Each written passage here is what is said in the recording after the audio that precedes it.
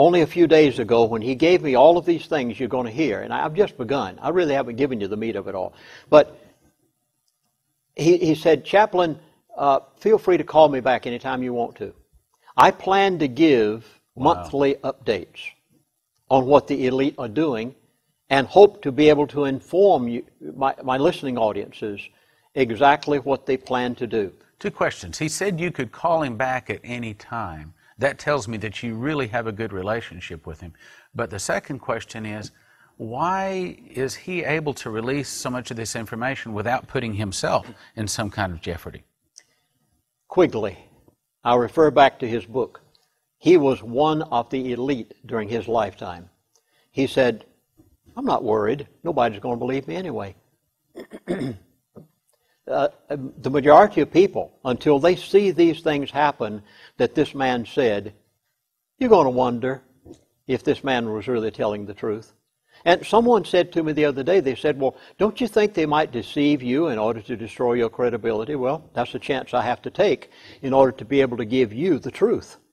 I've done that for 35 years. I've chanced my reputation on the fact that these people were telling me the truth and not just leading me on. So that's what I'm doing, and you just watch it. Number one, let me try to explain. The elite have altered their timeline.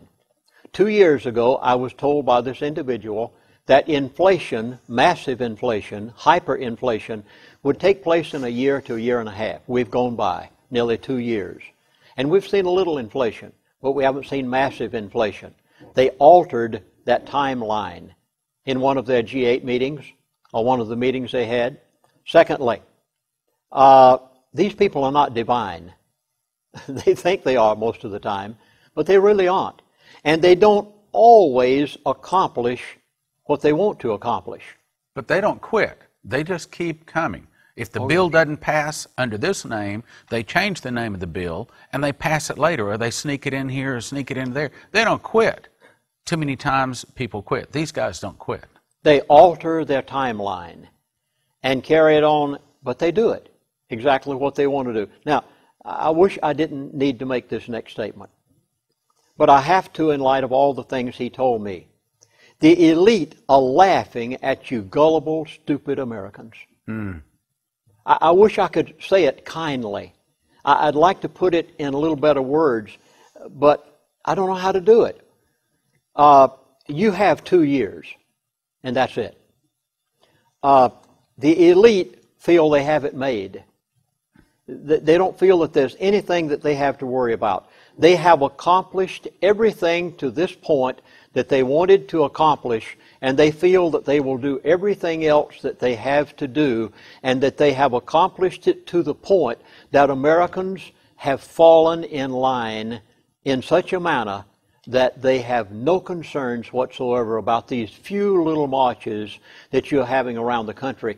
The Americans haven't done enough to show the elite that they mean business. Are Christians their enemies, or do they consider Christians just of none effect, just like another American? I sure am glad you asked me that question, because you don't know my next point. You're not looking at my notes. This man used the expression, the devil's Messiah. Now, the first time I used that to you on the phone here a few days ago, you were kind of startled, and I noticed you hesitated for a moment or two.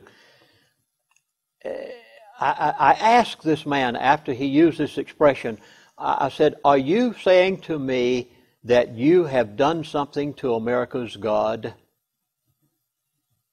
Now, let me try to explain if I can. I have here in my hand the original Webster's Dictionary. It wasn't written for the purpose of all modern-day Webster's dictionaries. This one was written in 1828, and this is an exact facsimile of Webster's original dictionary reprint. And it states right in the front that the reason that Noah Webster wrote this book was he wrote a dictionary not for the purpose of the modern-day public school or the college using it. He wrote it for the purpose of preserving the meaning of the words at that time in history so that the Bible would always have the same meaning. He states it right here in the beginning. He wrote it for the purpose of maintaining the King James Bible. The King James Bible. Now, you can take Wow. all those other versions and perversions, excuse me, but the elite did all this. They knew what they were doing all the time. But Webster said that he wrote this dictionary for the purpose of maintaining the meaning of the original scriptures so that the Bible would always have the same meaning. Is it true that the elite knew that they could not defeat America as long as we had the one true God? And so to defeat America, they had to remove our God, starting with removing prayer from the schools in 1963. That was only part of it. That was only one of the things. But they had to take our God away to defeat us. That's correct. They had to remove our God. And I asked him this question. I said, I don't know that I put it in this exact words, but I said, do you mean to tell me that you have had to remove America's God in order to be able to bring us under control? And I don't remember exactly how he stated it, but here's the second proof right here. This is the first textbook that was ever used in the first school in the United States of America, and many of you will recognize it. It's called McGuffey's Reader. It was the first.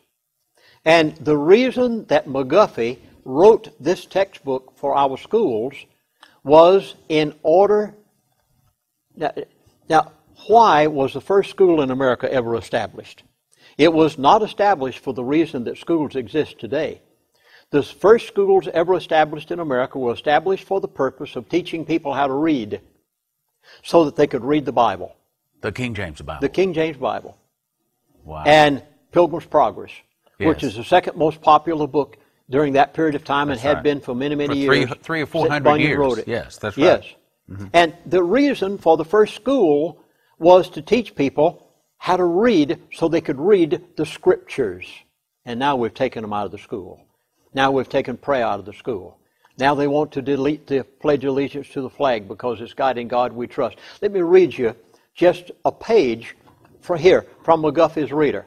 Oh my God, do not allow me to sin. Help me to do as I am told. Isn't that amazing? Oh, children, don't believe your parents anymore. They haven't got any sense. Yeah. Believe your school teacher and your principal. And by all means, listen to what the president has to say when he has a speech to all the school children of the nation. Yeah. Let me do unto others as I would have them do unto me. Our God can see all we do. This is the first reading book in our first school. Can you imagine this being used as a textbook in the schools of America today? God has an ear to all we say. Let all I do be fit for His eyes. God can see all. Who can see God? Not me. Do not sin, for God can see you. First textbook of the American school for the purpose of teaching children how to... They had to remove the God on which the founding fathers of America wrote the basis for the Constitution, and the only way that they could pervert America and bring it under the control of the elite was to remove God from our public life. So as long as we had our God, we were invincible. But when we lost our God, we've lost our prosperity, lost our families, lost our health care, education. Everything else is falling apart because we don't have our God anymore. Secondly, they had to take God out of the churches. Now, this is going to startle, and pastors, please. I've been a minister of the gospel for 50 years. I pastored Grace Baptist Church in Hollywood,